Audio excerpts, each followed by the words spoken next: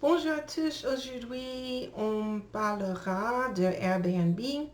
Je n'ai jamais utilisé Airbnb, mais j'ai entendu dire qu'ils avaient de bonnes affaires.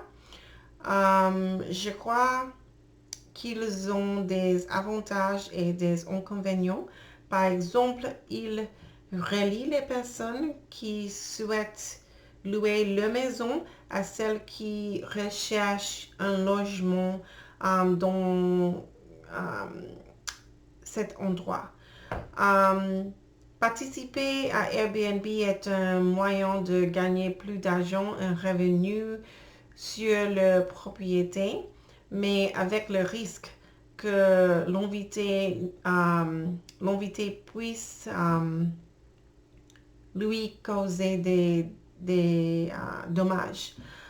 Il existe de nombreux types de propriétaires.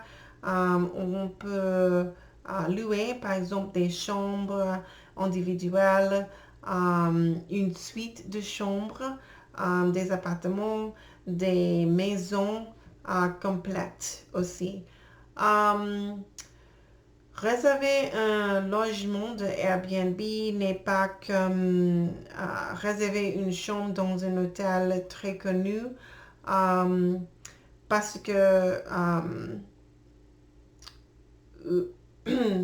dans un hôtel très connu, on a l'assurance raisonnable que l'immeuble sera comme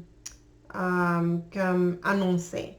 Mais avec Airbnb, les hôtes individuels créent les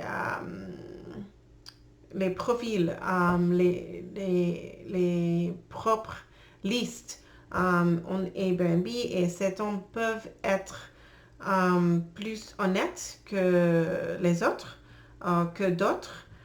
Et pour cela, ce n'est pas tout le temps que l'immeuble est exactement comme annoncé sur le site. Mais il y a des personnes qui mettent des commentaires sur les différents endroits.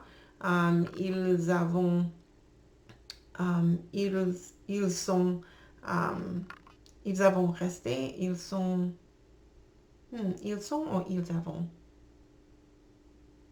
Je pense ils ont resté. Le plus gros risque pour les autres est probablement que leur propriété soit des, endommagée par les invités.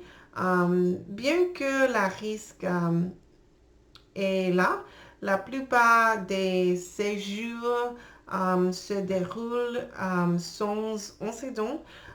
Il y a des horaires, mais il y a des horaires des maisons entières détruites. Il y a des risques, bien sûr. Il y a des risques pour les autres et il y a des risques pour les personnes qui louent une chambre ou une maison avec l'assurance que l'annoncé est honnête. Je ne connais pas beaucoup, je ne connais pas grand-chose de l'économie de marché en ce qui concerne Airbnb et je n'ai aucun commentaire sur cette partie de le sujet d'aujourd'hui. Et avec ça, c'est tout pour aujourd'hui. Merci pour votre attention comme d'habitude et à bientôt.